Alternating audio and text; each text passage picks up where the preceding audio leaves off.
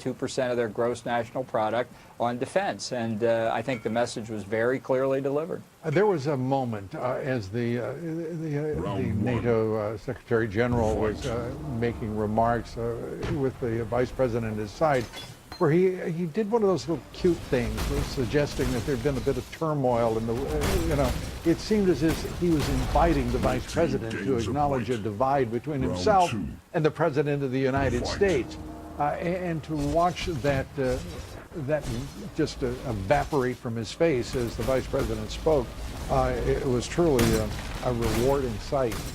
I mean, what do these people think? That there's, I mean, they play cute, and they think that because the previous president played cute, that this administration is no different? Surely not.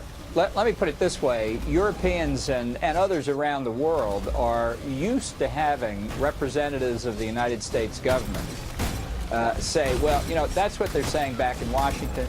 Really, I agree with you, but I'm just here to carry out my instructions. Wink, wink. And that's the kind of thing that undercuts presidents, particularly ones who are fundamentally changing direction.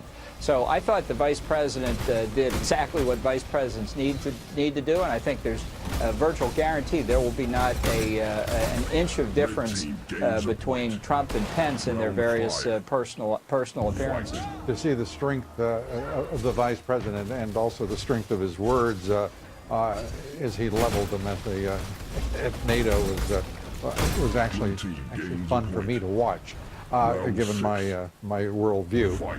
Let's turn to a worldview that's changing rapidly, and that apparently is the Russian worldview.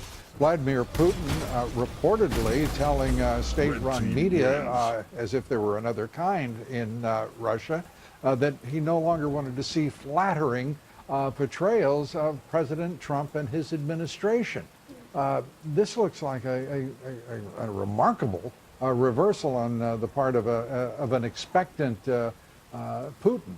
Yeah. Well, look, this is something that I think President Trump himself sees, and it may be counterintuitive to the received wisdom in Washington under the last 8 years of Obama. But the best way to get Russian cooperation on any issue you might have in mind, terrorism or whatever it would be, is to have a strong American president.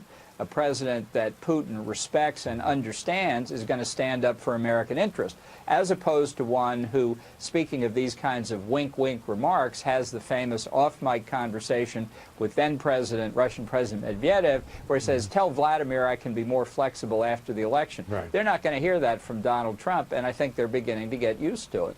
To watch the specious nonsense in the left-wing national media is they don't in any way seem to have a global comprehension of the ideological maneuvers that are taking place. That is, as if the left wing of the Democratic Party is not closer to the views of a Russian ideology and history than the Republican Party itself and conservative America. And then to watch the national liberal media, left-wing media, play this Russian connection to the Trump administration it's highly amusing. Your thoughts? Yeah, no, look, and I tell you who it's most highly amusing to, the people in the Kremlin saying, there go the useful idiots in the American media playing this up again. I mean, it's not Marxist doctrine anymore, but the Marxist analogy holds, as Trotsky used to say and Lenin, the capitalist will sell us the rope that we'll hang them with. And I'm sure they're laughing the same way today in Vladimir Putin's office.